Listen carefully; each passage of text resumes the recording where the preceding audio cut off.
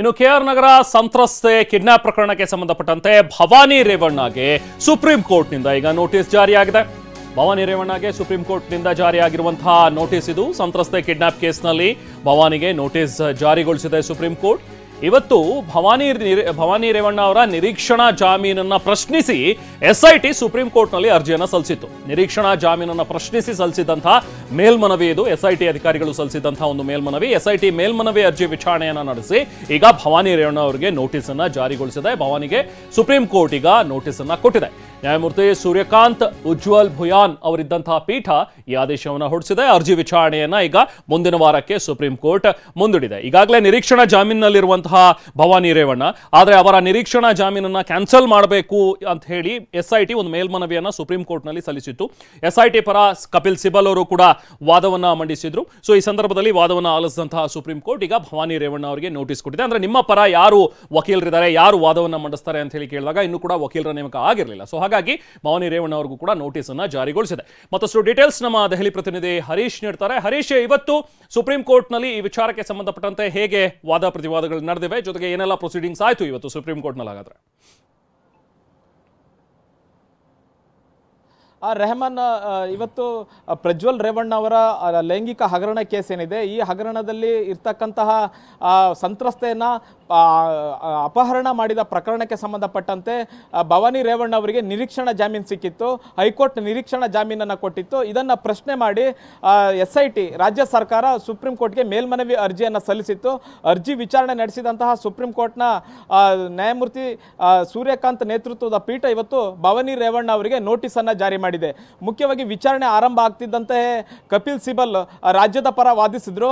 ಭವಾನಿ ರೇವಣ್ಣ ಅವರಿಗೆ ನಿರೀಕ್ಷಣಾ ಜಾಮೀನು ಕೊಟ್ಟಿರುವಂತಹದ್ರಲ್ಲಿ ಲೋಪ ಇದೆ, ಆ ನಿರೀಕ್ಷಣಾ ಜಾಮೀನನ್ನ ಕ್ಯಾನ್ಸಲ್ ಮಾಡಬೇಕು. ಮತ್ತೆ 164 ಹೇಳಿಕೆಯನ್ನು ಏನು ಸಂತ್ರಸ್ತೆ ಕೊಟ್ಟಿರ್ತಾರೆ ಅದನ್ನು ಕೂಡ ಹೈಕೋರ್ಟ್ ಪರಿಗಣಿಸಿಲ್ಲ. ಹೀಗಾಗಿ ಅವರ ನಿರೀಕ್ಷಣಾ ಜಾಮೀನನ್ನ ಪರಿಗಣಿಸಬಾರದು, ಮತ್ತೆ ಅದನ್ನ ಕ್ಯಾನ್ಸಲ್ ಮಾಡಬೇಕು ಅನ್ನುವಂಥ ನಿಟ್ಟಿನಲ್ಲಿ ಮನವಿಯನ್ನ ಮಾಡ್ಕೊಳ್ತಾರೆ. ಅವಾಗ ನ್ಯಾಯಾಧೀಶರು ಹೇಳ್ತಾರೆ, ಈ ವಿಚಾರವನ್ನ ನೀವು ರಾಜಕೀಯಗೊಳಿಸಬೇಡಿ. ಮಗ ಮಾಡಿದ ತಪ್ಪಿಗೆ ತಾಯಿಯ ಪಾತ್ರ ಏನಿದೆ, ಆಕೆ ಮಹಿಳೆ ಆಗಿದ್ದಾರೆ, ಮತ್ತೆ 55 ವರ್ಷ ವಯಸ್ಸಾಗಿದೆ, ಹಾಗಾಗಿ ಅವರು ನಿರೀಕ್ಷಣಾ ಜಾಮೀನಿಗೆ ಅರ್ಹರಾಗಿರ್ತಾರೆ ಅನ್ನುವಂಥ ನಿಟ್ಟಿನಲ್ಲಿ ಅಭಿಪ್ರಾಯವನ್ನ ವ್ಯಕ್ತಪಡಿಸ್ತಾರೆ. ಆದ್ರೆ ಕಪಿಲ್ ಸಿಬಲ್ ಅವರು ಇದಕ್ಕೆ ವಿರೋಧವನ್ನ ವ್ಯಕ್ತಪಡಿಸ್ತಾರೆ. ಒಂದು ನಿಮಿಷ ಹರೀಶ್, ನಾನು ಮತ್ತೆ ಮಾತಾಡ್ತೇನೆ ನಿಮ್ಮ ಜೊತೆಗೆ. ಇದೇ ವಿಚಾರವಾಗಿ ನೀವೇನು ಕೆಲವೊಂದಷ್ಟು ಅಪ್ಡೇಟ್ಸ್ ಅನ್ನ ನೀಡ್ತಾ ಇದ್ರಿ. ಸೊ ಎಸ್ಐಟಿ ಅಧಿಕಾರಿಗಳ ಪರ ಕಪಿಲ್ ಸಿಬಲ್ ವಾದವನ್ನ ಇವತ್ತು ಮಂಡಿಸಿದ್ರು. ಸಂತ್ರಸ್ತೆ ಕಿಡ್ನಾಪ್ ಮಾಡಿರುವಂತಹ ಆರೋಪವನ್ನ ಎದುರಿಸ್ತಾ ಇದ್ದಾರೆ ಅಂತ ಹೇಳಿ ಕಪಿಲ್ ಸಿಬಲ್ ಇಲ್ಲಿ ವಾದವನ್ನ ಮಂಡಿಸಿದ್ದಾರೆ. ಆಕೆ ಆರೋಪದಿಂದ ಮುಕ್ತ ಅಂತ ಹೇಳೋದಕ್ಕಾಗೋದಿಲ್ಲ, ಯಾಕಂದ್ರೆ ಇನ್ನೂ ಕೂಡ ಅವ್ರ ವಿಚಾರಣೆಯನ್ನ ಎದುರಿಸಬೇಕು. ಆಕೆಯನ್ನ ಬಂಧನದಿಂದ ರಕ್ಷಿಸೋದಕ್ಕೆ ಹೈಕೋರ್ಟ್ ಕೆಲವೊಂದು ಕಾರಣಗಳನ್ನ ಕೊಟ್ಟಿದೆ, ಹಾಗೆ ನಿರೀಕ್ಷಣಾ ಜಾಮೀನನ್ನ ಕೂಡ ಕೊಟ್ಟಿದೆ. ಆದರೆ ಆಕೆಯನ್ನ ಬಂಧಿಸಬೇಕು, ಆಕೆಯನ್ನು ವಿಚಾರಣೆಗೆ ಒಳಪಡಿಸಬೇಕು ಅನ್ನುವಂಥದ್ದಿದೆ. ಸಿಬಲ್ ನಾವು ರಾಜಕೀಯವನ್ನ ಬಿಟ್ಬಿಡೋಣ ಅಂತ ಹೇಳಿ ಇದೇ ಸಂದರ್ಭದಲ್ಲಿ ನ್ಯಾಯಮೂರ್ತಿಗಳು ಕೂಡ ಹೇಳಿದಾರಂತ. ನಮ್ಮ ಪ್ರತಿನಿಧಿ ಹರೀಶ್ ಕೂಡ ಇದ್ರ ಬಗ್ಗೆ ಹೇಳ್ತಾ ಇದ್ರು. ಎಸ್ ಹರೀಶ್, ನೀವು ಹೇಳ್ತಾ ಇದ್ರೆ ಇವತ್ತು ನ್ಯಾಯಮೂರ್ತಿಗಳ ಒಂದು ಅಬ್ಸರ್ವೇಷನ್ ಇರುವಂತದ್ದು. ಸೊ ಅಂದ್ರೆ ಎಲ್ಲೊಂದ್ ಕಡೆ ಇದೊಂದು ರಾಜಕೀಕರಣಗೊಳ್ತಾ ಇದೆ ಅನ್ನುವಂಥ ಒಂದು ಮೈಂಡ್ ಸೆಟ್ ನಲ್ಲಿ ಬಹುಶಃ ಈ ಎಲ್ಲಾ ವಿಚಾರಣೆಗಳು ಸಾಗ್ತಾ ಇದೆಯಾ ಅನ್ನುವಂಥದ್ದು ನ್ಯಾಯಾಲಯದ ಗಮನಕ್ಕೂ ಕೂಡ ಬಂದಿರೋ ರೀತಿಯಲ್ಲಿ ಕಾಣಿಸ್ತಾ ಇದೆ. ಅದಕ್ಕೋಸ್ಕರನೇ ನ್ಯಾಯಮೂರ್ತಿಗಳು ಈ ತರ ಕಮೆಂಟ್ ಮಾಡಿರ್ಬೋದು. ಇನ್ನೇನೇನಾಯ್ತು ಪ್ರೊಸೀಡಿಂಗ್ಸ್ ನೀವು ಹೇಳ್ತಾ ಇದ್ರಿ, ಅದಾದ ನಂತರ ಆದಂತಹ ಕೆಲವೊಂದಷ್ಟು ಬೆಳವಣಿಗೆಗಳು ಹರೀಶ್? ಹೌದು ರೆಹಮಾನ್, ಕೇವಲ ಒಂದು ಬಾರಿ ನ್ಯಾಯಾಧೀಶರು ಹೇಳಿಲ್ಲ, 2 ರಿಂದ 3 ಬಾರಿ ಈ ಒಂದು ಪ್ರಕರಣದಲ್ಲಿ ರಾಜಕೀಯಗೊಳಿಸೋದು ಬೇಡ ಅನ್ನುವಂಥ ನಿಟ್ಟಿನಲ್ಲಿ ನ್ಯಾಯಾಧೀಶರು ಅಭಿಪ್ರಾಯವನ್ನು ವ್ಯಕ್ತಪಡಿಸ್ತಾರೆ. ಆದರೆ ಕಪಿಲ್ ಸಿಬಲ್ ಅವರು ಹೇಳ್ತಾರೆ, ನಾವಿಲ್ಲಿ ಯಾವುದೇ ರಾಜಕೀಯವನ್ನ ಮಾಡ್ತಿಲ್ಲ, ಇದೊಂದು ಗಂಭೀರವಾದಂತಹ ಪ್ರಕರಣ, ಸಂತ್ರಸ್ತೆಯನ್ನ ಕೂಡಿಟ್ಟಂತಹ ಪ್ರಕರಣ, ಮತ್ತೆ ಇದರಲ್ಲಿ ಮೇನ್ ಆರೋಪಿ ಅನ್ನುವಂತಹದ್ದು ಭವಾನಿ ರೇವಣ್ಣ ಅವರೇ. ಅವರ ನಿರ್ದೇಶನದ ಮೇರೆಗೆ ಸಂತ್ರಸ್ತೆಯನ್ನ ಕಿಡ್ನಾಪ್ ಮಾಡಲಾಗಿತ್ತು. ಇದೊಂದು ಗಂಭೀರವಾದಂತಹ ಪ್ರಕರಣ. ಈ ಪ್ರಕರಣದಲ್ಲಿ ನಿರೀಕ್ಷಣಾ ಜಾಮೀನು ಕೊಟ್ಟಿರ್ತಕ್ಕಂಥದ್ರಲ್ಲಿ ಲೋಪ ಇದೆ. 164 ಅನ್ನು ಹೇಳಿಕೆಯನ್ನು ಕೊಟ್ಟಿದ್ರು, ಅದನ್ನು ಕೂಡ ಹೈಕೋರ್ಟ್ ಪರಿಗಣಿಸಿಲ್ಲ. ಹೀಗಾಗಿ ಅವರ ನಿರೀಕ್ಷಣಾ ಜಾಮೀನನ್ನ ಏನಿದೆ ಅದನ್ನ ರದ್ದುಗೊಳಿಸಬೇಕು, ಹೈಕೋರ್ಟ್ ಕೊಟ್ಟಿರುವ ಆದೇಶಕ್ಕೆ ತಡೆ ಕೊಡಬೇಕು ಅನ್ನುವಂಥ ನಿಟ್ಟಿನಲ್ಲಿ ಮನವಿಯನ್ನ ಮಾಡ್ತಾರೆ. ಆದರೆ ತಕ್ಷಣ ತಡೆ ಕೊಡಲಿಕ್ಕೆ ಹೈಕೋರ್ಟ್ ಸುಪ್ರೀಂ ಕೋರ್ಟ್ ನಿರಾಕರಿಸುತ್ತೆ. ಮತ್ತೆ ಭವಾನಿ ರೇವಣ್ಣ ಅವರಿಗೆ ನೋಟಿಸ್ ಅನ್ನ ಕೊಟ್ಟಿದೆ. ಈಗ ಭವಾನಿ ರೇವಣ್ಣ ಅವರ ವಕೀಲರು ಸುಪ್ರೀಂ ಕೋರ್ಟ್ಗೆ ಹಾಜರಾಗಿ ಮುಂದಿನ ವಾರ ನಾವು ಯಾಕೆ ಅದನ್ನ ಸಮರ್ಥಿಸಿಕೊಳ್ಬೇಕಾಗುತ್ತೆ ಅಂದ್ರೆ, ಹೈಕೋರ್ಟ್ ಕೊಟ್ಟಿರತಕ್ಕಂತಹ ನಿರೀಕ್ಷಣಾ ಜಾಮೀನನ್ನು ಏನು ಕೊಟ್ಟಿದೆ ಅದನ್ನ ಅದನ್ನ ಅವರು ಸಮರ್ಥಿಸ್ಕೊಳ್ಬೇಕಾಗತ್ತೆ.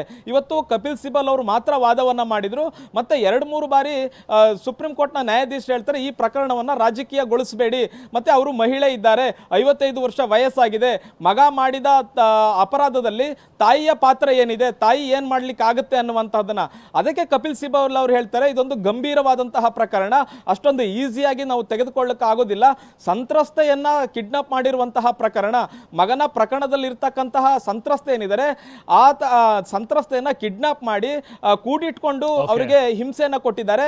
ಇದು ಗಂಭೀರವಾದಂತಹ ಪ್ರಕರಣ. ಈ ಪ್ರಕರಣದಲ್ಲಿ ವಿಚಾರಣೆ ಆಗ್ಲೇಬೇಕಿದೆ, ಬಂಧನ ಆಗ್ಲೇಬೇಕಾಗಿದೆ. ಹಾಗಾಗಿ ಅವರ ನಿರೀಕ್ಷಣಾ ಜಾಮೀನನ್ನ ರದ್ದುಗೊಳಿಸಬೇಕು ಅನ್ನುವಂತ ನಿಟ್ಟಿನಲ್ಲಿ ಮನವಿಯನ್ನ ಮಾಡ್ತಾರೆ. ಆಗ ಸುಪ್ರೀಂ ಕೋರ್ಟ್ ಭವಾನಿ ರೇವಣ್ಣ ಅವರಿಗೆ ನೋಟಿಸ್ ಅನ್ನ ಜಾರಿ ಮಾಡಿದೆ. ನಂತರ ಭವಾನಿ ರೇವಣ್ಣ ಅವರು ಸುಪ್ರೀಂ ಕೋರ್ಟ್ ನಲ್ಲಿ ಅವರು ತಮ್ಮ ವಾದವನ್ನ ಪ್ರತಿವಾದವನ್ನ ಮುಂದುವರಿಸಬೇಕಾಗುತ್ತೆ. Rahman, thank you Harish.